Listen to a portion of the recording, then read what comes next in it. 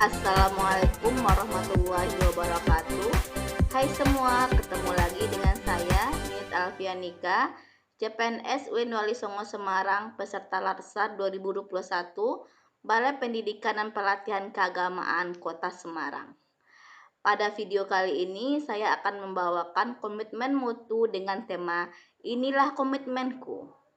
Komitmen mutu yang akan saya bawakan berkaitan dengan pelayanan bimbingan skripsi kepada mahasiswa via Zoom. Selamat menyaksikan.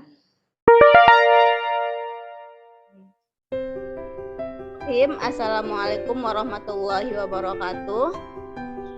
Waalaikumsalam warahmatullahi wabarakatuh.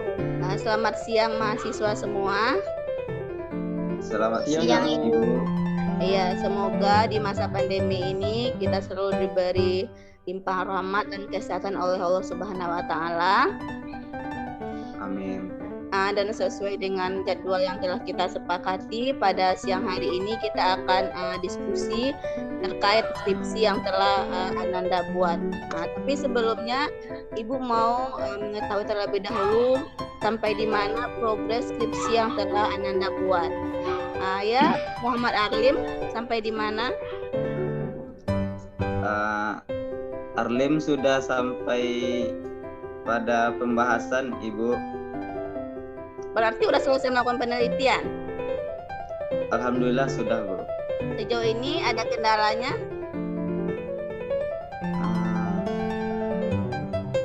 Ada, Bu. Ada sedikit kendala, Bu. Ya, nanti kita diskusikan lebih lanjut ya terkait kendalanya. Silakan dipertanyakan nanti. Ya, baik, Bu.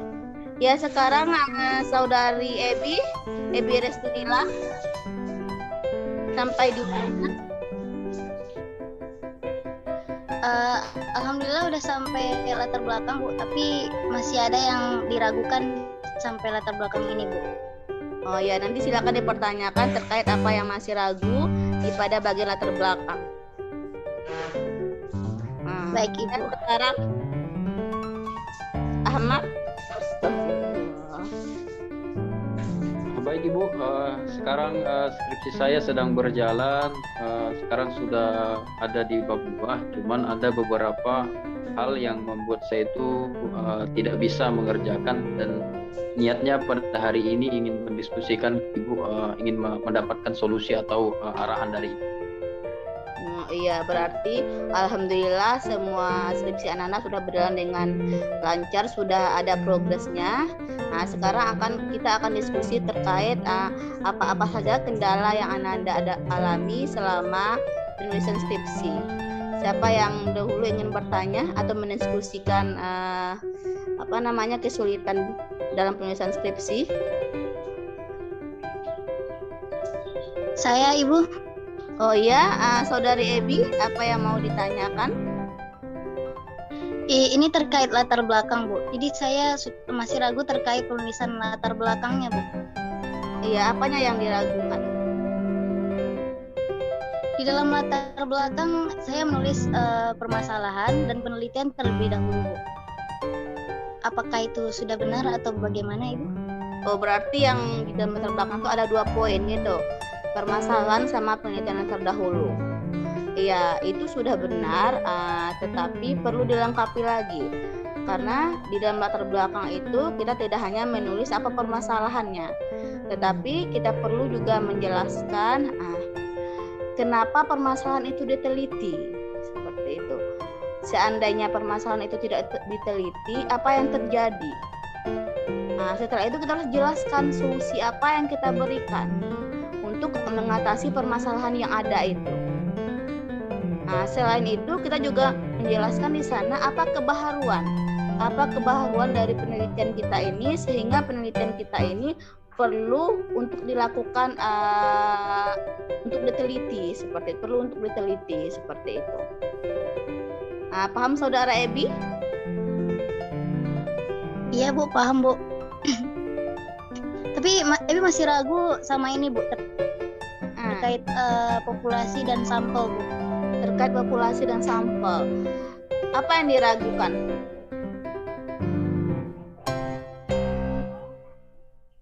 Masih ragu antara perbedaan antara sampel dan itu Bu, dan populasinya itu yang mana gitu Bu. Mana? Coba ya Pak kan sebutkan apa judul Saudari Ebi, apa judulnya? Judulnya pengaruh metode jigsaw dalam pembelajaran menulis surat resmi siswa kelas 8 SMP N14 Jura Bu. Nah, itu kalau menurut Ebi sendiri kira-kira yang mana populasinya? Populasi siswa SMP-nya Bu. Siswa SMP. Kalau sampelnya?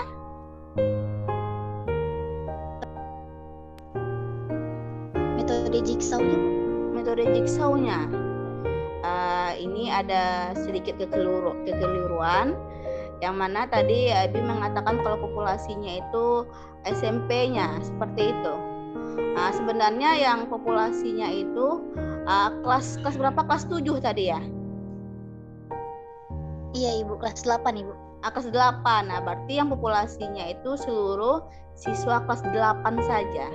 Kelas 8 SMP Negeri 1 4 Jurai, bukan seluruh siswa SMP-nya, tapi kelas 8-nya saja.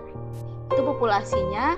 Sedangkan kalau sampel itu kan bagian dari populasi. Nah, seandainya kelas 8 itu ada 8A, ada 8B, ada 8C, ada 8D, seperti itu. Jadi pilih salah satu. Jadi teknik mana yang kita gunakan? Kan ada itu teknik penarikan sampel. Coba baca teori terkait teknik penarikan sampel. Nah, di sana ada cara-caranya. Apakah kita menggunakan simple random sampling, purposive sampling, seperti itu. Nanti disesuaikan dengan karakteristik penelitian kita. Nah, nanti akan dapat 1 atau 2 kelas, itu tergantung apa kita menggunakan 2 kelas atau 1 kelas. Nah, dari populasi yang ada itu seperti itu. Paham Saudari Ebi? Paham Bu, terima kasih Ibu. Nah, ada lagi yang mau ditanyakan?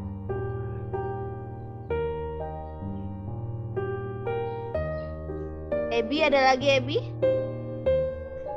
Tidak Ibu, terima kasih. Kalau tidak, sekarang mungkin bisa Muhammad Arlim untuk mendiskusikan apa permasalahannya. Baik Bu, di sini Arlim izin bertanya Bu. Ya. Alhamdulillah pada 2 minggu terakhir ini Arlim sudah selesai melaksanakan penelitian. Nah, di mana langkah selanjutnya Arlim ingin mengolah data mengenai hasil pembahasan dari penelitian Arlim Bu. Di sini Arlim ada sedikit kendala mengenai dalam menulis pembahasannya Bu. Iya, apa permasalahannya? Permasalahannya Arlim masih ragu komponen apa saja yang harus ada dalam pembahasan tersebut Bu. Berarti itu terkait bab 4 ya? Iya Bu. Nah, bab 4 itu kan itu ada analisis data sama pembahasan seperti itu. Kalau kita bicara analisis data, itu kita bicara dulu sub-sub judulnya ya. Jadi sub-sub judulnya itu kita sesuaikan dengan rumusan masalah kita. Rumusan masalah Arlim ada berapa?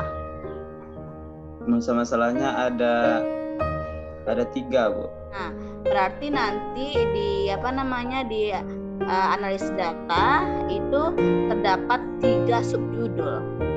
Yang 3 subjudul itu kita sesuaikan dengan subjudul yang ada di rumusan. Karena bab 4 itu dia menjawab pertanyaan yang ada di rumusan itu. Jadi jawaban dari pertanyaan yang ada di rumusan itu bisa kita lihat pada bab 4 seperti itu. Jadi nantinya apa isinya itu tergantung kepada analisis datanya. Datanya udah dapat? Datanya alhamdulillah sudah. Sudah dianalisis? Sedang berlangsung Bu. Nah, jadi nanti di bagian analisis data itu apa hasil analisis yang telah Halim mendapatkan dari instrumen itu yang ditulis di bab 4. Nah, itu bagian analisis.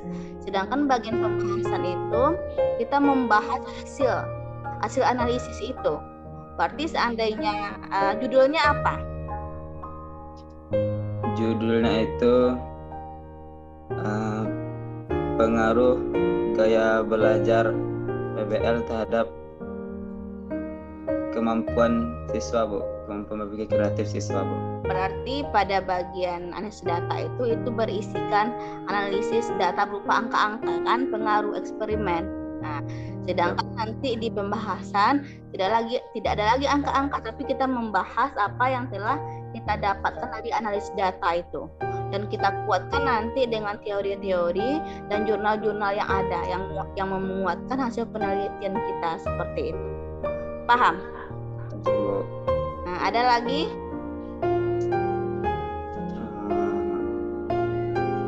Tidak, Bu. Nah, berarti udah paham sampai di sana. Ya, mungkin ya ada lagi yang mau ditanyakan Ahmad terkait bab 2-nya tadi. Terima kasih Bu atas kesempatannya kepada saya untuk bertanya. Saya sedang berjalan bab 2-nya dan sedang saya kumpulkan beberapa teori Ibu. Cuman saya masih belum puas gitu terkait teori yang saya buat. Nah, sebaiknya kalau dalam pembuatan teori itu Ibu, itu bagaimana? Apakah hanya definisi-definisi atau memang harus ada tambahan-tambahan yang lain Ibu terkait dengan bab 2? Berarti ini terkait teori, bagaimana teori yang baik dalam bab 2 seperti itu. Kalau kita bicara teori, nanti teori yang kita gunakan itu kita sesuaikan terlebih dahulu dengan penelitian kita, apa-apa yang kita bahas dalam penelitian. Jadi semua sub-judul teorinya itu kita sesuaikan dengan judul penelitian. Nanti dalam membuat sub judulnya kita mulai dulu dari sejarahnya. Nah, sejarahnya apa? Misalnya judul Ahmad apa? Judul skripsinya. Pengaruh NLP terhadap kemampuan berbicara siswa. Misalnya kita ambil satu variabel ya. Kita ambil yang NLP-nya. Kita kaji terlebih dahulu sejarah NLP itu apa, dari mana, seperti itu. Nanti di sejarahnya itu usahakan kita dapat sumbernya itu dari buku babon. Buku babonnya itu buku aslinya. Jangan ngambil yang yang orang mengutip dari yang asli, tapi usahakan bukunya itu buku asli. Setelah itu baru kita kuatkan dari buku atau sumber-sumber lain, dari jurnal lain. Itu sejarahnya. Terus bisa pula kita masuk kepada pengertian. Pengertian NLP itu apa? Minimal kalau satu subjudul ini minimal ya, ini untuk yang lainnya juga ya. Minimal satu subjudul itu 3 sumber itu minimal. Nah, itu 3 sumber. Tapi alangkah baiknya semakin banyak sumber kita, maka semakin bagus kualitas skripsi kita. Berarti kita benar-benar mencari tahu gitu asal usul dari NLP itu. Setelah itu baru pengertian. Habis pengertian, fungsi atau manfaat, langkah-langkah NLP, bagaimana cara penerapan NLP itu, seperti itu. Jadi usahakan kalau kita bicara sumber, usahakan terlebih dahulu ada buku babonnya. Setelah itu baru kita lengkapi dengan buku-buku lain dan jurnal-jurnal lain. Paham? Paham Ibu. Ada lagi yang mau ditanyakan? Saya pikir cukup Ibu, sudah cukup jelas. Berarti yang lainnya ada lagi yang mau ditanyakan? Tidak, Bu. Kalau tidak, nanti hasil dari revisi kita hari ini itu disiapkan progres kerjanya. Setelah itu dikirim ke email Ibu. Sewaktu mengirim tolong infokan kepada Ibu. Kemudian nanti bisa Ibu koreksi. Ibu baca revisi dari hasil diskusi kita hari ini. Nanti setelah Ibu membaca itu, nanti kita lanjutkan pertemuan via Zoom untuk progres berikutnya. Paham? Paham Ibu. Ibu. Tidak ada yang mau ditanyakan lagi. Kita akhiri diskusi kita pada siang hari ini dengan bacaan Alhamdulillah. Alhamdulillah. Alhamdulillah. Assalamualaikum warahmatullahi wabarakatuh. Waalaikumsalam warahmatullahi wabarakatuh. Ya. Terima kasih Ibu. Iya, sama-sama.